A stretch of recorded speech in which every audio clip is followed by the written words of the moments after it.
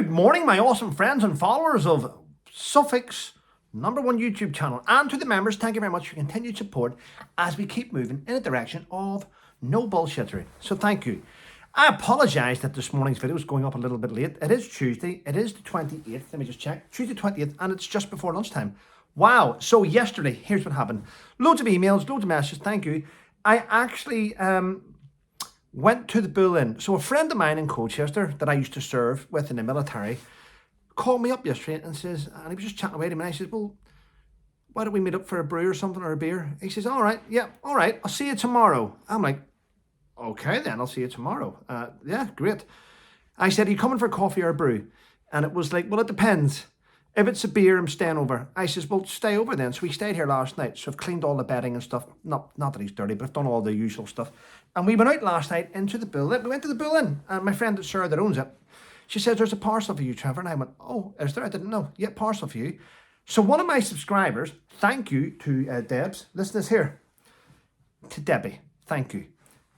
She actually had this made for me. It's a YouTube plaque, the right size, isn't it? 100,000 subscribers.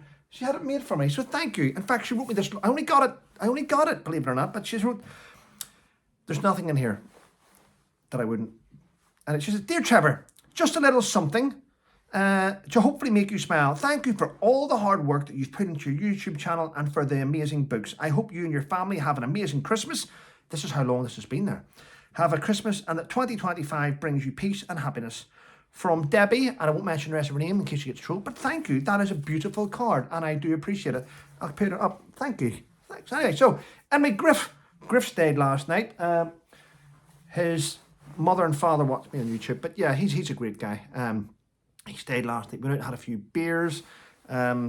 This morning we were up early. I had to go over and do something at Sebastian's mum's house. And then I took Griff for breakfast in the Bull Inn. But it was lovely. So thanks, Griff. It was a great night out. But last night, this is the weird thing. Last night, we had too many beers.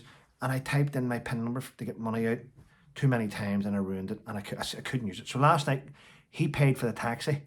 So this morning, I went and got breakfast. And I got my card fixed. And I paid for breakfast. But it was great. Nice to see him. Great guy. Yeah.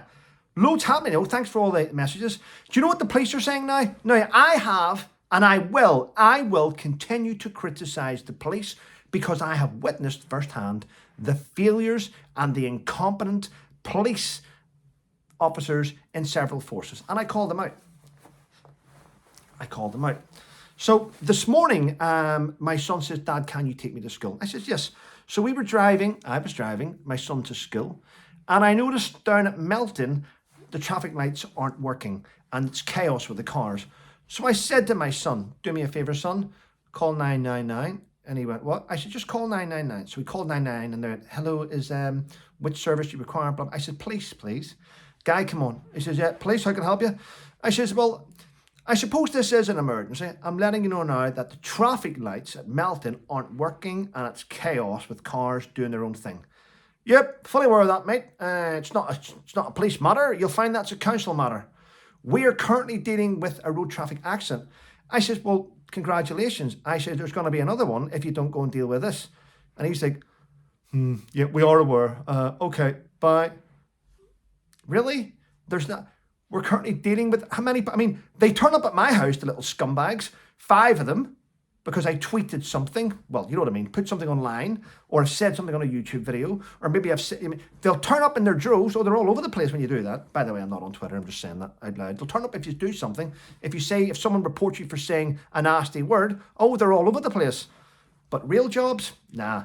And by the way, the Home Office have now released a report which states this: criticizing two-tier policing can be an example of far-right extremism. Really? You're now you're doing such a shit job. I have no respect for the police now. I really don't. They're now going to make it a crime to criticize their behavior. Listen, I've got the receipts. I think you'll see them. I've shown them. You're useless. Maybe if you did a job, maybe if you got off your ass and actually policed, you wouldn't be criticized. Okay? There we go. And in the papers today, there's another story out, which, listen, I'm not going to talk about something if it's not in the mainstream media. This is in today's paper. Prince Harry has done a heartfelt plea for nominations for the Well Child. He did it from his Montecito home. Really? Do you know what? In my opinion, and without prejudice, Harry should not be allowed anywhere near children because he just drags them down. There's bags of sweets. Everyone's a victim. Yeah, stop treating kids like victims. Leave them alone to grow. They don't need to dwell. Do you know what? I've never been involved in some of the horrific things that children have been involved in. I really haven't. But you know what? To constantly tell them about it is not a way to move forward, in my opinion. It's not how you grow. Well, there we go. Nadine Dorries, by the way, she was a great author, former member of Parliament. She has come out to say this, ladies and gentlemen. Ready? Nadine Dorries is saying it's time that people stop using their mental health as an excuse for bad behaviour. 100%, Nadine. I'm behind you 100%. Love it. Stop using your mental health as an excuse to do whatever you want online. I've seen it. I've seen people behaving. And by the way, I was a little bit disappointed with this here. That lady up in Leeds, I want to point this out. She did put tweets out and I've been sent them. And the tweets, it looks like, from an outsider, it looks like somebody has been posting things online with my face as a profile picture. And it says, and I've seen it, and I now understand why that woman thought I was going to do nasty things, because someone has been masquerading as me and saying, I'm going to buy a Glock. How much is a Glock? I mean, I've never done that online. In fact, the profile picture that was used for me to allegedly post that, I haven't used that profile picture since about 2018 or 17, 18 or 19, something around there. Definitely over 5 years ago, I used that profile picture. So the fact that that's posting things with that picture, it's false. Plus, whenever I was on Twitter, I was verified. That's just someone using my name. And I've told you before, ladies and gentlemen, people have had my name on Twitter posting shit about me quite a few times. It's not me. So Diane, if you are watching this, which you probably are, I'm going to say this.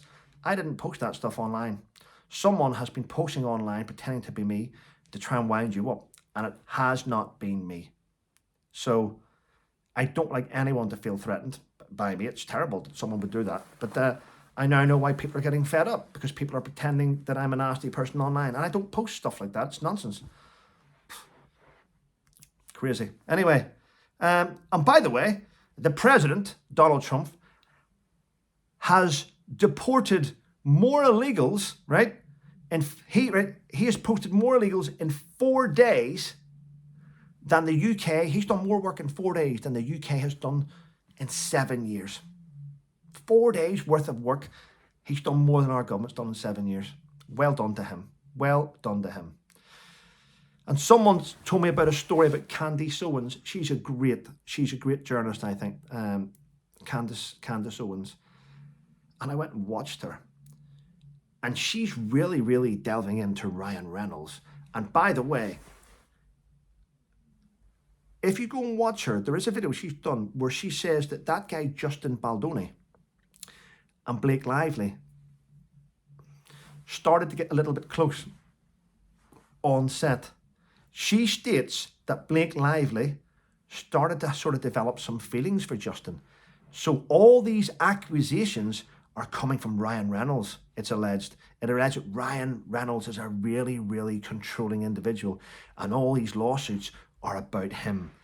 But he's using his wife as like a bit of a scapegoat. So I originally did say that I thought Blake Lively could turn into a next Amber Heard. I got that wrong. And I will admit I got that wrong. Candace Owens has done loads of investigation work, and she's saying that actually the controlling individual here, the narcissist, is Ryan. And more of this is going to come out in the next couple of weeks. Wow, there we go. Anyway, listen, people, thank you. Thanks, Debbie, for this. Thank you, and thanks for this. I mean, oh, wow, what a wonderful gift. Take care, everyone, and have a wonderful day, people.